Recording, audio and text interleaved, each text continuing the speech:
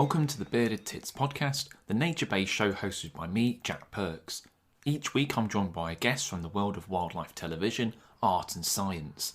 We take a light-hearted look into what makes these people tick and connect with the natural world so strongly, with new episodes out every Tuesday.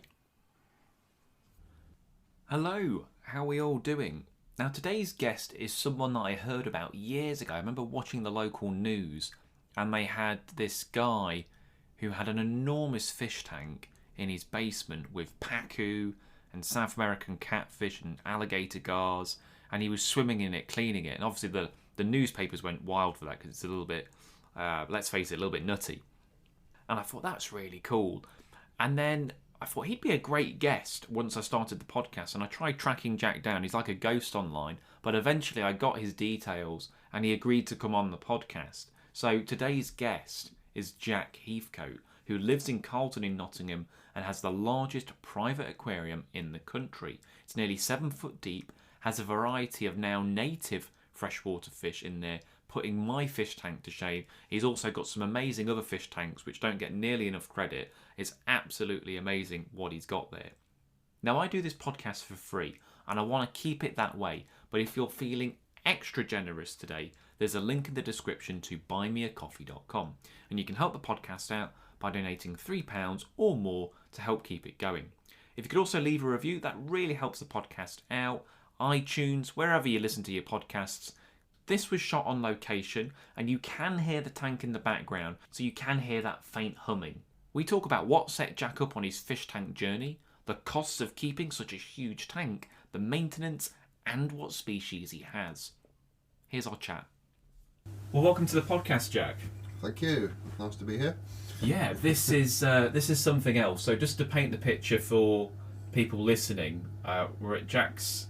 You live in Carlton in Nottinghamshire. Yep. And in a relatively ordinary-looking neighbourhood. Yeah. And yeah. But little do people know, you've got. So this is the largest private aquarium in the UK that I know of. That you know of. Yeah, okay. I didn't know even that until somebody else pointed it out. It probably is, if you see what I mean. And how big is the tank? 20 feet or metres or... Surprise me. Left to right, it's I think it's 12 foot 6, 12 foot 8, something around that sort of size. The viewing window is 10 foot. Yeah. It goes behind that wall bit there. And front to back, well, front and into the bay window is just a bit over 14 feet, but it's about, I think it's 12 foot 3, just to the standard wall, if you see what I mean. Yeah. And it's a bit more into the bay. And it's 7 feet of water depth. Well, no, it's about 6 foot 5 of water depth, but the tank, it would hold up to 7 feet. And people might have seen you on the BBC News article getting in to clean it, and you have to get in your shorts and swim in the tank to literally clean it, don't you? Yeah, it's that big. Yeah, yeah. Because I've got to clean the glass, and the openings over at the back by the bay window, so I had to get in there, hold my breath, swim to the front, which was all right while it was tropical, but now it's cold water. It's incredibly unpleasant, especially in winter. Welcome to my world, Jack. Yeah, this is what I do. Yeah. And everyone's going to wonder this, so I might as well get this question out of the way, but what did it cost to make? Because something like this, presumably, is not for an amateur hobbyist to do. It wasn't, yeah, I mean, I did it 20 years ago, so obviously the prices were a bit less then. Yeah. You know, not astronomically, not loads less, but it cost about $3,500. But that doesn't seem as bad as I thought. No, it's because it's just the steel work, it was the glass, and then because I did everything myself, it's not like I'm having to pay somebody to do it. Right, Yeah. okay, okay. Yeah, so it was just a lot of thinking, because obviously the pressure of water and everything else. Yeah, you don't want this. So Jack's got this tank, but he's also got like a, what would you call this? Like a sitting room or something. Like the sofa's in here, so Jack can literally sit down and look at his fish instead of the TV, which is what I'd be doing for sure. So you don't want this flooding you when you... No, don't want it falling apart and just crushing me. No. That would really spoil everything. It would, wouldn't it? And what have we... So I'm looking at lots of different species of fish. What have we got in here? There's tench, there's perch, there's rudd, and there's carp. I'd like brown trout, but I'm not sure. I've been warned against them about their conditions, about need to be kept super cool and that sort of thing. Just not sure.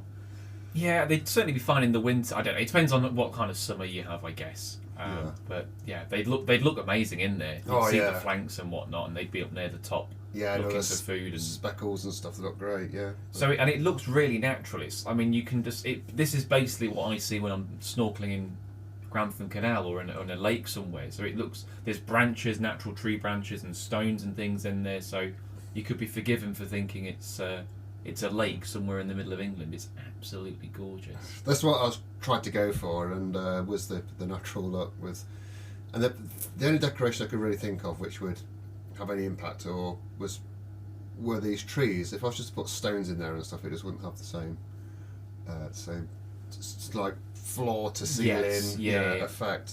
Because I guess with the carp, you can't really have plants. Would they just munch them, or is there another reason you've not got plants in there?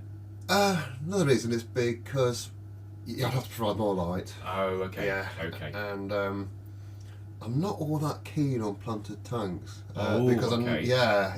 You said that under a hushed breath, then, Jack. Yeah, you worried about repercussions. Yeah, I don't want people like George Farmer coming around and killing them. It's possible. It's possible. Yeah. Because a lot, especially in the tropical world and everything, the majority of habitats don't actually have submerged vegetation. Right. Okay. I know in the UK, obviously that varies from season to season. Yeah, and stuff. of course. Yeah. But I didn't want the situation where if I did provide enough light, I'd have to try and tame it, and that means getting in this situation. Yeah. I just want sort of plug in and play. I don't want the hassle of plants either. I can understand that, and I guess not that there's much for them to root to, but if you've got lilies and they get really stuck in, they're a pain in the arse to get out of a pond. So I can only imagine what they'd be like. In this, so I can. I went with their fake leaves. They're I wonder. They look great. They don't. They look really real. Yeah, they're silk or something, and they've been in there for a couple of years now, and they haven't rotted. But I did test some in some water for about 6 months. Okay. Previous to using them, in case they leached the colours or in case they rotted or whatever. And they were fine. Yeah, they just seem to. They add something to it, definitely. They look great, and it wasn't always UK natives that you had in here, was it? No. For about 16 years, it was tropicals, and then there was a couple of years where I didn't have anything in it, but it's always had water in it. Yeah. The trouble with the tropicals was everyone thinks was it the electricity, and that was part of it, but that was mainly due to inefficient pumps. But my biggest problem was condensation in the. Right. Yeah. Okay. It used to drive me insane. Because it's in. Is it your living room? It kind of or. Dining room. Dining room. Yeah. But it's just open pan. So basically, if you go into Jack's dining room, you can see a hole in the floor basically where you can see the water. So all that condensation. Yeah, especially it being directly under the bay window. Yeah, of course. Yeah. And it used to be, because the house is old and stuff. It used to be just single. It wasn't double glazing, so it used to be really, really bad. And then eventually, when I put the double glazing bay window in, the problem wasn't so bad on the bay window anymore, but it just chose the next coolest surface instead, which was the walls in the corner. Right. Yeah, and I thought, this is just ridiculous. And it was okay. I mean, I just kept it clean, kept it.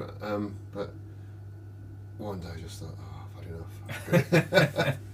Yeah, it's not something that you want regularly, is it? So where did the idea to have this huge tank come from then? Well, I've had fish since I was about 5 years old.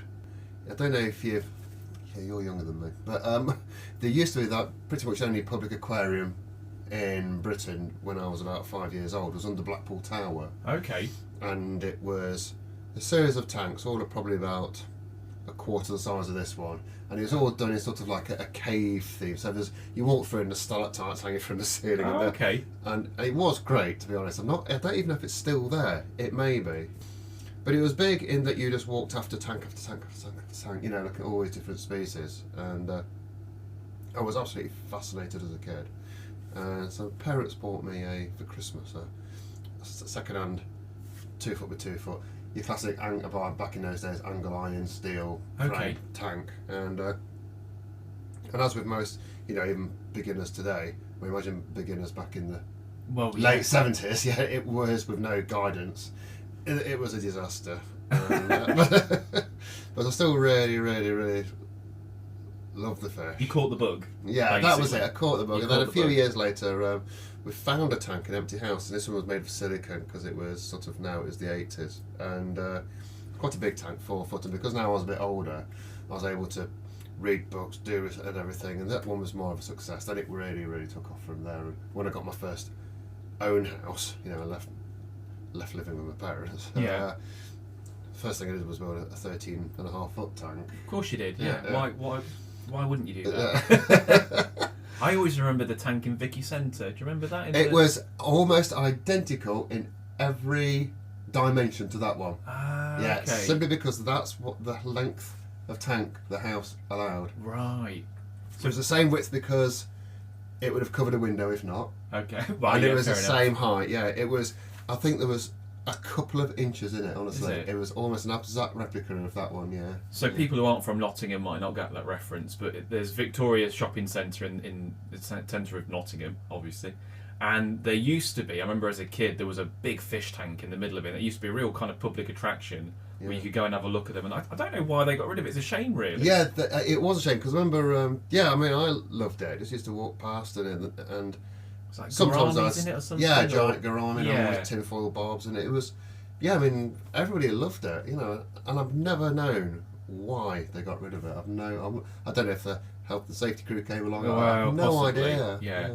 Possibly, but I mean, there's a few. There's Matlock Bath's got one, hasn't it? I think they've got a few aquariums and stuff, but there's not a huge amount locally, is there? No, really. no. So yeah, if you can't go to one, then do what Jack's done and build.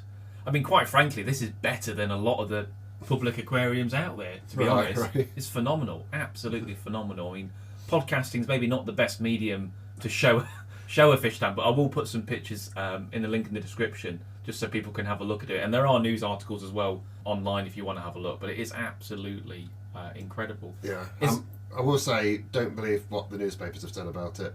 For example, when I was interviewed by the Sun, they said, how much did it cost? I don't know, about £3.5 grand. And they said, I noticed you haven't got a television. And I said, well, I just wasn't really enough on the television that I'd watched to probably warrant me having one. Yeah, okay. The headlines that came out was, television hating man spends 20 grand on fish tank. Just completely made up. Well, that's the Sun for you, isn't it? Yeah. Just garbage Yeah, journalism. yeah. But yeah, no, they can be a pain in the arse. Is there anything else you'd like to keep? Whether you put anything else in here or if there's another tank in the house, is there anything you're like, I'd love to keep that? Oh, if money was an object, Yeah, then okay. we won't go into that. 'Cause that would All right, realistically then. realistically, like I said, I would like trout in here, brown Yes, trout. yeah, you They did mention that, just sorry, look yeah. fantastic. And you mentioned when we were talking before you started recording the podcast, you mentioned flounder. Yeah. And I just think the idea of some decent sized flounder kicking around the bottom.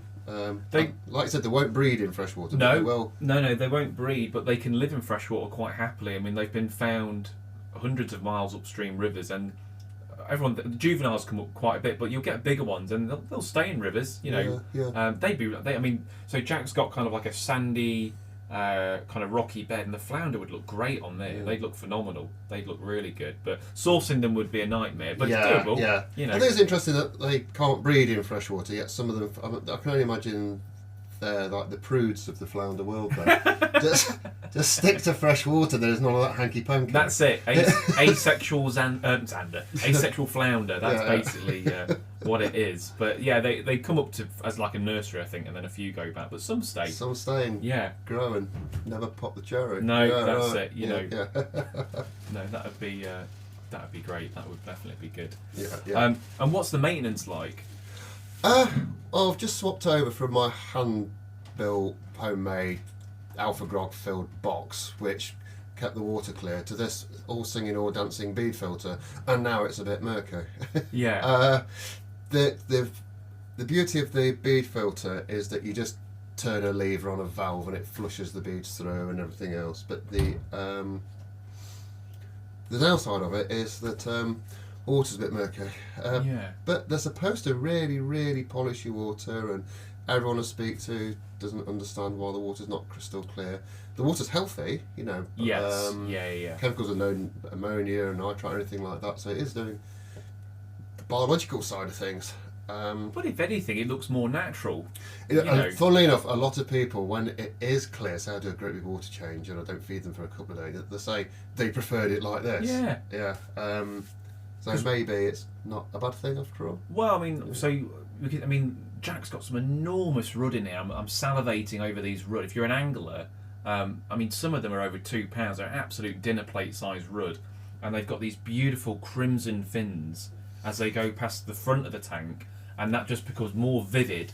As I speak now, we've got a tench coming by and a carp, and they look lovely as they just kind of glide by. That rudd's almost golden. You do get rudd that kind of look golden. Yeah, like a bronzy gold. Yeah. But then when they fade away, those colours dissipate a little bit. So I actually quite like that effect. I think that works really well. Yeah, I quite like the silhouettes of the tension stuff. Yeah.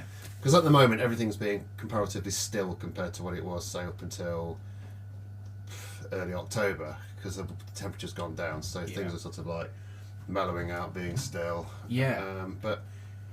Because in the height of summer it is quite sort of rambunctious in there. There's all fish charging around going nuts. Because you've not had this for that long, have you? You were saying before we started that the natives you've not had for no amount of time. Yeah, a couple of years tops, the oldest ones sort of thing, and they were all caught locally, locally-ish, as far as I can take a fish in a boot of a car.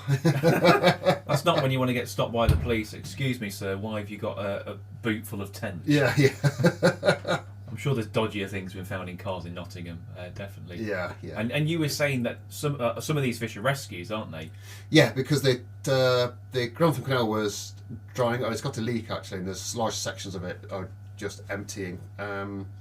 Especially during the summer, we had that really nice summer during sort of like lockdown. Yeah. And it was good for lockdown. Was great for me because I just started this new setup of a tank, and suddenly lockdown came along, and all I wanted to do was go fishing anyway. Yeah. It was absolutely perfect. So everyone's having a terrible time in lockdown. And I was just, and it was lovely weather. So day after day, I was just off to the canal. And it was just, when people go fishing, normally it's, I've got this nice fish now, put it back. But this had a real reward, because I've got these were actually to be kept, in this tank and stuff. And now that section of canal is now empty. So if you hadn't rescued those fish, they'd have all been dead now. Yeah. More than likely. Yes. Yeah. I reckon so. Yeah.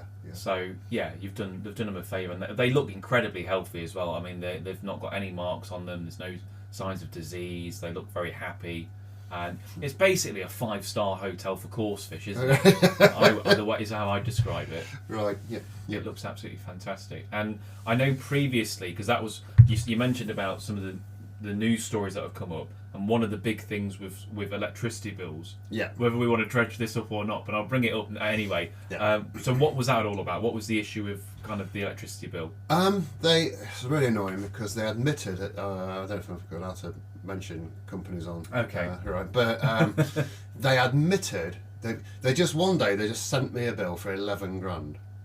Which should be a bit of a shock. Yeah. So I just thought, I made a mistake, but decimal point in the wrong place. So, I jokingly told them of their error. Yeah. And they came back and went, oh no, you said it's 11 grand. Jesus. And I said, well, how? How come it was 800 quid last time? The bills were always high because I've got all the tanks. Yeah, of course. And then, of course, on top of normal house stuff. And so eventually they sent somebody out and they admitted it, said, we have been reading the meter the wrong way around on the day and night units. And it's all, and we've been doing this for the past 10 years. So my argument then was, well, that's your fault. And their argument was, yes, but you have still used this amount of electricity. And I said, well, if I'd been billed correctly over the past 10 years, I'd have made some lifestyle changes. I'd have perhaps not gone on that fancy holiday. I'd have perhaps done this or that. And then the ombuds would get involved. And so eventually they got it down to 3 grand. Which is a big change. It is a big change. I think it's just because when different people got involved, different authorities, they said, this is wrong, you can't just... but it did point out how much electricity it was using. So, to be fair, even though it was tropical, it had a 6 kilowatt heater which came on overnight on the Economy 7, and it would only come on for about half an hour, because it's so well insulated. That Of course, okay. and it's such a large body of water. Even in It's not going to lose heat quickly, no, is it? No. even in the absolute coldest of winters, between economy 7 switch on off times. So you've got sort of like all day and got that 20 hours. It would drop half a degree.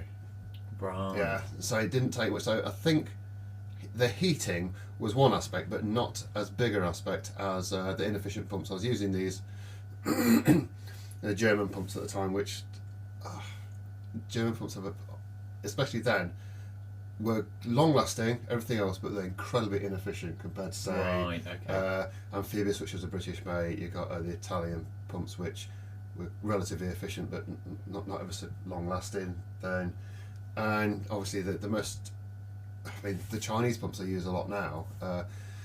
They last a reasonable amount of time, but they are the most efficient. You know. Yeah. So I basically had sort of 1.5 kilowatts of pumps, and now I'm running this tank on 160 watts. Yeah. It's like a tenth practically. Big difference. Yeah, Isn't of it? what I was using. Plus, there's no heating.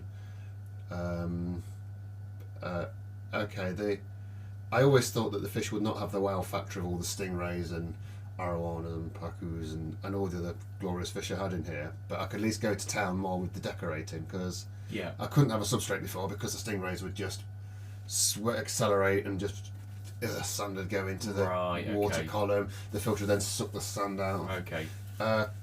You think these carp are big. The pacu were colossal. You know, one of them was 60 pound in weight. I did see a video online, and they look chunky. Yeah, They look yeah. big. Yeah. And if they just, no matter how big a tree was, if they just bumped into it, that would be it, down. You know. Whereas this time, at least I can go to town on decorating the tank. So the whole thing looks nicer than it did before. Yeah. And I didn't realise how nice the fish would look. I just thought it's a bit annoying having an empty tank. I want to run it cheaply. I want it to be easy, something I can just throw some food sticks in, you know. Yeah. But I really like the fish now. You know, they've surprised me. I think it's one of the troubles I get trying to enthuse people about UK native fish, but I think if there were more places like this, like public ones, it would enthuse people more, because they are absolutely stunning. And that actually segues nicely into another question I was going to ask you. Do you ever get people wanting to just... Because presumably if you wanted to open this to the public, there must be so many hoops to go through. You might not want to be fair. Do you get people getting in touch, or not so much? I have, yeah. I mean, years ago, we're talking 15 years ago. Yeah. My ex's girlfriend's mum used to work at school. School teacher. God, what's she? God, it's terrible. I really should know. Yeah, school teacher. Yeah, and It's 15 years ago, Jack. No. yeah. And 2 coach loads of kids came to see it, and they were. Presumably they gave you some warning. They didn't just knock. Oh, they did. Okay. Yeah, I was asked first Okay, that's good. if I minded. Yeah. Yeah. And they came, and they really loved it. And then I had to. There was a question and answer thing. I had to answer some questions to these kids, and it was. Yeah, it was quite something. But yeah, I've had other people come want to see it and that sort of stuff. But yeah, I don't know what the hoops I'd have to jump through, or if I was to open it to the public. And I guess at the end of the day, it's your little thing, isn't it? It's your little getaway. You might not, Yeah. I don't know how it would work, to be fair, but I'd never get any work done. I would just be down here constantly staring at, rather than dreaming of fish, I'd be staring at fish. So it's bad. I mean, I was saying I've got a tank at home with some perching. And that takes up a lot of my time, just staring at that when I'm in the office. So if I had this, oh God, nothing would get done. Nothing would get done. That tench is beautiful. Just they're a bit more subtle, aren't they, than the others? They're not as showy. Yeah. But just with that light. It's so nice and velvety, and the fins coming down, and it's gone at the back now. But he's got a scaled mirror carp. It's beautiful. I'm not really a big fan of carp, but you know what? That carp may have singularly changed my mind a little bit, because it is really pretty. Yeah. It's a really pretty fish, and they're all so healthy and fantastic. Well, look, I'll end on the last question, which is you've kind of already done it, but if you could do anything differently with the big tank, would you do it again? And if you were going to make any changes, what those changes would be? if I was to get another house, this might sound silly. Yeah. I wouldn't do it in the basement again because you have to put. I just thought it was ideal because it's a room that's not wanted. It doesn't take up any space as such. Yeah. And it was just a dingy room. There was the coal chute came in there, and Yeah. it was just sort of like from the early 1900s, and I just thought, well, it's not going to be used for anything else. But you have to second guess a lot of the house's structure and stuff. Yes. Yeah. So if I was to do it again, I would build an extension onto, say, the garden, make it all out of steel framework, take a wall out between, and then replace that with glass or acrylic or whatever. Okay. And then purpose build it so I know its entire history, I know everything about it. And so I'm not thinking, well, what's behind there? What's behind? I thought it'd be a doddle doing it in the basement. It wasn't too difficult, but now I've done it, I come to think, and I think, well, it would have been easier to choose a house without a basement and just build it, get planning permission for an extension. From outside, just put windows and stuff so it just looks like an extension. Like an annex almost. Yeah, sort of yeah, thing. that's it, like an annex, Yeah. And then do it that way, and I think that's what I'd do in the future. But Bigger? Would you go bigger if you could? oh, why not? Why not? Yeah, indeed, yeah. If it was, within reasonable price and stuff, and I'd also possibly go tropical again. But I would love to keep paddlefish. The North American paddlefish. Yeah, Bristol Zoo's got some. Yeah, Amazing. They have, because they've also got my alligator gars. Have they actually? Yeah. Oh, and in fact, that's reminding me. I was going to ask you, what happened to the tropical fish? Because presumably... Oh, they just took ages to rehome. I bet they did. Yeah. So they're your gars. Oh, wow. Okay, well, I've seen your gars then. Oh, right. Yeah. And what's even more, another connection is the place who runs it. His name's Johnny Rudd, isn't it? I don't know. I didn't know that, but that's a great last Oh, name. right, yeah, If you run an aquarium, then Yeah, his name is Johnny Rudd. I've got Rudd here. He's got my gars. Oh, wow. Yeah, but I would... Yeah, if I was to do it again, it would be bigger, and I'd have just loads of paddlefish in it. That would be amazing, wouldn't it? Yeah, I love They them. must be a nightmare to source, presumably.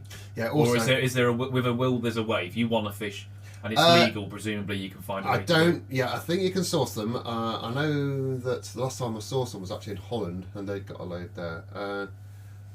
But I think there are some in the wild in Europe somewhere. They were introduced. Oh, right. I can't remember whereabouts. And they crossbred them with sturgeon. Did you see that? Oh, yes, I have seen that. Like a frankenfish, but they somehow crossed a paddlefish with a sturgeon. That's it, yeah. But then they are illegal to keep here, and I don't know what. I'm sure if you were determined, you could get them by saying, well, they're going to be for public exhibit, and just say, and you just have one person come around a year.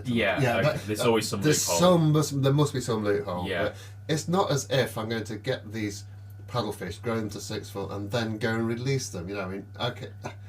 People do stupid things, and this is why it's happened. I understand that, so I do understand where they're coming from. But we'll try not to incriminate you, Jack. Anyway, like if a load of paddlefish turn up in the Trent, then we'll delete this podcast. But no, they would be amazing. They are. If you don't know what a paddlefish is, I guess it's kind of like a cross between a shark, sturgeon, and a swordfish in a way. They're a really weird-looking fish. If you want to give it a Google, they're amazing. They're like the mouths are like a basking sharks, aren't they? They are. Yeah. But if I was to go tropical, it'd be I love arapaima. I think they're incredible. Can you get hold of those in the UK? Can you get arapaima? I know of people that have got them. I don't know if you're allowed to have them. That bit I don't know. Okay. The fish police are going to listen to this and think, right, okay, we've got them. We've got all these rogue fish keepers. But arapaima would be amazing, wouldn't they? I mean, I imagine. I mean, even in a tank this big, they could potentially dwarf it, couldn't they? They get enormous, don't they? Yeah. I think the biggest one ever was 16 foot or something. Jesus Christ. I think that's the biggest one ever recorded. But they generally get 8, 9, often 10 feet. So you're talking this whole window. Just one fish. That would be amazing, wouldn't it? Yeah. They got quite a vivid red, haven't they, on the fins? And I think they come in loads of different colours. But arapaima would be pretty good. Any catfish? Would you have any of those again? You did have catfish, didn't you? Yeah, I did. Yeah, I had the classics: red-tailed catfish, chainsaw, doradic, or ripsaw catfish, whatever they're called. Get a gonch or something. Gooch. Yeah.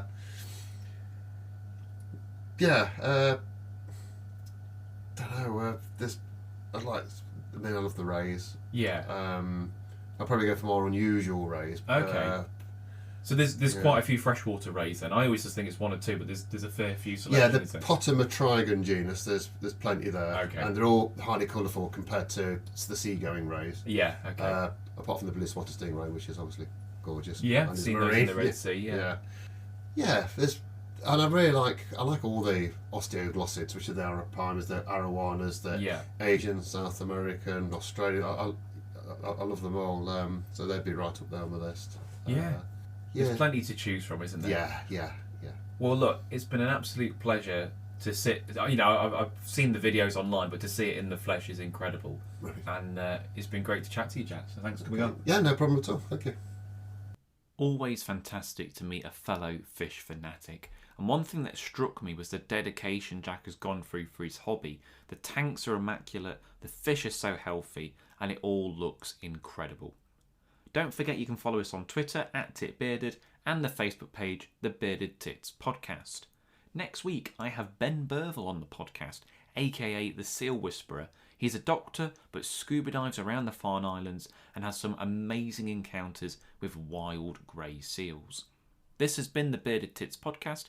I've been your host Jack Perks, and I'll see you next time. Cheers.